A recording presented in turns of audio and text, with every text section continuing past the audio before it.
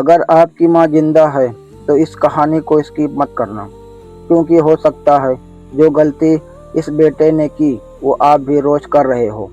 یہ کہانی ہے ایک ایسی ماں کی جو دن بھر ہنستی رہی لیکن رات کو چپ چاپ روتی رہی، ایک ایسی ماں جس نے اپنی بھوک، اپنی نیند اور اپنی خوشیاں سب کچھ اپنے بیٹوں کے سپنے میں قربان کر دیا، اور جب بیٹے نے اس کی قربانی سمجھی تب تک ماں اس دنیا میں نہیں رہی۔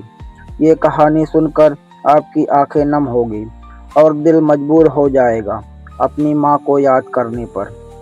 پوری کہانی سنیے، کیونکہ انت میں ایک ایسی سیکھ ہے جو زندگی بھر ساتھ رہے گی۔ ایک چھوٹے سے قصبے میں راشد نام کا لڑکا رہتا تھا۔ اس کا باپ بہت پہلے گزر چکا تھا۔ گھر میں صرف وہ اور اس کی ماں آمنہ بھی تھی۔ آمنہ بھی ان پڑھ تھی، مگر ان کی آنکھوں میں بیٹے کے لیے بڑے بڑے سپنے بسے ہوئے تھے۔ راشد پڑھائی میں تیز تھا، لیکن غریبی کی وجہ سے اکثر اسکول کی فیس نہیں بھر پاتا تھا۔ کئی بار ماسٹر جی نے اسے سب کے سامنے ڈانٹا بھی۔ ہر بار راشد چپ رہا اور گھر آ کر ماں سے کہہ دیتا، امی سب ٹھیک ہے۔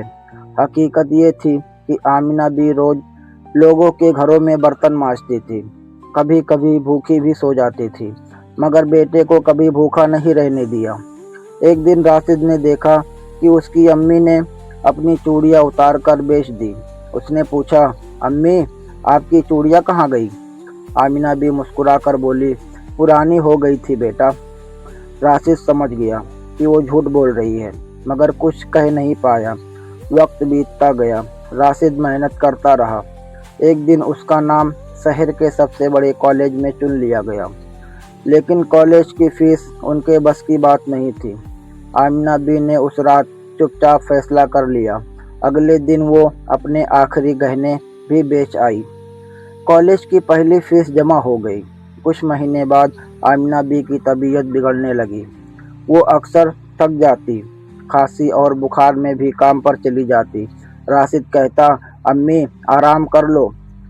وہ بس اتنا کہتی، بیٹا میری تھکان تیری کامیابی میں سکون ڈھونڈ لیتی ہے۔